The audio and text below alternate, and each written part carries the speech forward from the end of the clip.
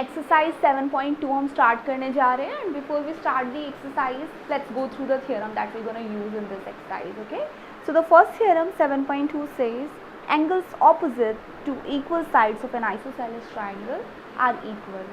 मतलब एक isosceles triangle है हमारे पास. आइसोसेलेस ट्राइंगल क्या कहती है? जिसके दो साइड्स इक्वल हो, यानी ये वाली साइड्स और ये साइड्स, है ना.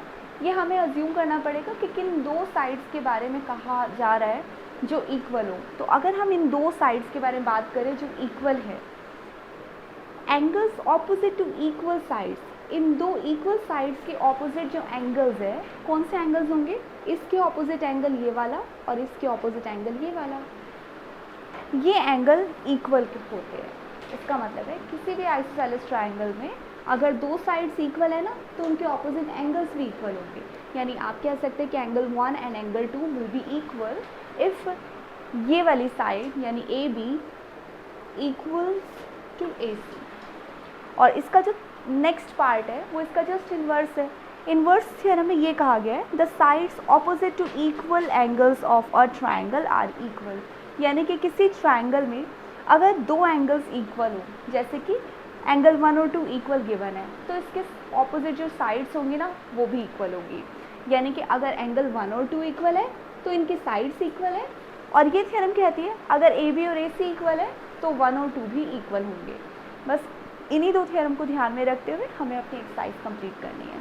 तो अब स्टार्ट करते हैं इसका first question. In an isosceles triangle A B C जिसमें ए बी और ए सी इक्वल है. So let's draw the diagram first. ये हमने बना दी एक isosceles triangle A B C जिसमें इक्वल साइड्स कौन सी हमने ली है? A B and A C. तो इनको मार्क कर लेते हैं. ये दोनों इक्वल है. The bisectors of angle B and C, यानी कि एंगल बी और सी के बाइसेक्टर्स हैं. एंगल बी हमारा ये पूरा एंगल है, एंगल सी ये पूरा एंगल है. और एंगल के बाइसेक्टर्स मतलब इन एंगल के मिड पॉइंट से, यानी यहाँ से कुछ बाइसेक्टर हमने ड्रॉ किए. एक बाइसेक्टर इस तरह से, दूसरा बाइसेक्टर ऐसे, है ना. एंगल बी एंड सी के जो बाइसेक्टर्स है वो इंटरसेक्ट करते हैं एक दूसरे को ओ पर, यानी कि ये जहाँ एक दूसरे को ज्वाइन करते हैं उस पॉइंट का नाम है ओ. मेंशन कर दिया. अब हमें प्रूव करना है कि O B and O C equal है, यानी O B and O C equal है. और साथ ही साथ ए ओ बाइसेक्ट करता है एंगल ए को भी. ए ओ कहाँ पर है? ए ओ तो ज्वाइन ही नहीं किया हमने. So let's join it. A O को ज्वाइन कर देते हैं. और हमें ये बताना है सेकेंड पार्ट में कि ए ओ एंगल ए को बाइसेक्ट करता है. एंगल ए ये कंप्लीट एंगल है, इसको बाइसेक्ट करता है. ये हमें प्रूव करना है. तो ये जो पार्ट ऑलरेडी गिवन है इसी को हम गिवन में मेंशन कर देते हैं. और शो दैट हमने ऑलरेडी सेपरेट कर लिया. ये शो दैट हो गया. चलिए अब स्टार्ट करते हैं इसका सॉल्यूशन पार्ट. सॉल्यूशन के लिए अगर हमें ओ बी और ओ सी को इक्वल प्रूव करना है तो देखते हैं कौन सी ट्राइंगल के अंदर ये फॉल करते हैं. इस पॉइंट का नाम ओ है, तो ओ बी और ओ सी हो गई कुछ हमारी इस तरह की ट्राइंगल जिसमें ओ बी है और ये पॉइंट है ए, और ओ सी इस ट्राइंगल का पार्ट है जिसमें हमारे पास पॉइंट ए यहाँ है, ओ यहाँ है एंड सी यहाँ पर है.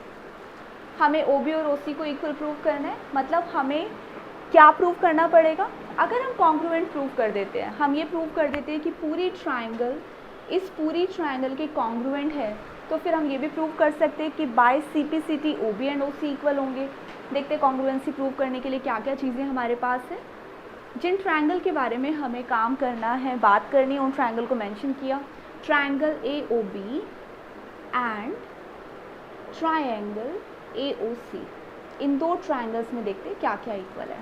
ऑलरेडी हमें गिवन है कि ये दो साइड्स तो इक्वल है, तो मेंशन कर देते हैं ए बी इक्वल है ए सी के. और क्या क्या इक्वल है? अब हमें ना यहाँ पर ये गिवन था कि ये जो पूरा एंगल है ना, ये पूरा एंगल और ये पूरा एंगल ये इक्वल है. कैसे इक्वल है? एंगल बी और एंगल सी पूरे इक्वल इसलिए क्योंकि यहाँ पर एक आइसोसेलेस ट्राइंगल यूज़ हो रही है. तो ये पार्ट हम अलग से मेंशन कर देते हैं. In triangle A B C, A B equal है ए सी के देयरफॉर अगर क्योंकि ए बी और ए सी इक्वल है तो इनके एंगल कौन कौन से ऑपोजिट है, angle B will be equal to angle C. तो इसका मतलब ये जो बाइसेक्टर्स है ना, बाइसेक्टर जो कि इस एंगल को दो इक्वल हिस्से में डिवाइड करता है, यानी हाफ एंगल बी और हाफ एंगल सी भी इक्वल हुए। हाफ क्यों लिया हमने, क्योंकि पूरा एंगल पूरे एंगल के इक्वल है, तो इनके हाफ हाफ भी इक्वल हुए।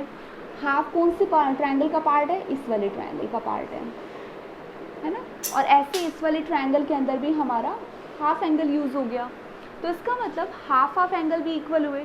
तो हम मेंशन कर देते हैं half angle B equal half angle C, दो एंगल यहाँ पर इक्वल हो गए। थर्ड थिंग, यहाँ पर एक कॉमन साइड है जो हम यहाँ मेंशन कर देंगे, कॉमन यानी कि ए ओ इक्वल है ए ओ के। अब इन सब के रीज़न यहाँ लिख देते हैं। ए बी इक्वल है ए सी के, क्यों, क्योंकि ये गिवन है।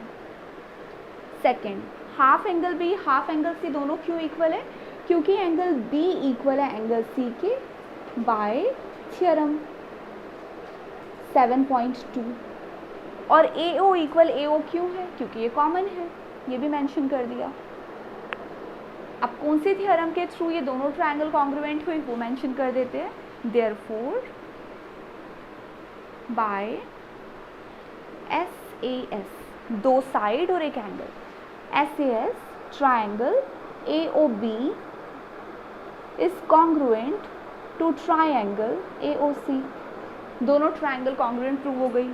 यहाँ पर हमारा काम ख़त्म नहीं हुआ, क्योंकि हमें ट्रायंगल की कॉन्ग्रुएंसी से मतलब नहीं है, हमें तो ओ बी और ओ सी को इक्वल प्रूव करना है। तो इसका मतलब आगे भी हमें करना पड़ेगा by C P C T. Congruent parts of congruent triangle O B will be equal to O C, O B और ओ सी इक्वल होंगे। और by C P C T एक चीज़ और इक्वल हो जाएगी, क्या चीज़, ये वाला एंगल और ये वाला एंगल इक्वल प्रूव हो जाएगा। इसका मतलब एंगल, इस ट्रायंगल को एक बार रीड्रॉ करते हैं क्योंकि काफ़ी इसके अंदर चेंजेस कर दिए हमने। ए बी सी ये पॉइंट था ओ, ठीक है। अब हमें ये पूरे एंगल इक्वल गिवन थे, इस एंगल को हमने कह दिया हाफ एंगल बी और इस एंगल को हमने कह दिया हाफ एंगल सी। अब ये वाला एंगल और ये वाला एंगल जिसका नाम हम रख देते हैं 1 एंड 2, तो एंगल 1 और 2 भी इक्वल होंगे by C P C T. अगर एंगल 1 और एंगल 2 इक्वल है तो इसका मतलब ए ओ ने एंगल बी ए सी को बाइसेक्ट किया हुआ है। Therefore hence A O bisects angle A. ये दोनों अगर इक्वल है तो इसका मतलब ए ओ ने ही तो इसको डिवाइड किया होगा दो इक्वल पार्ट्स में, और वही चीज़ें हमें यहाँ पर मेंशन करनी है। तो ये आपका क्वेश्चन कंप्लीट होता है।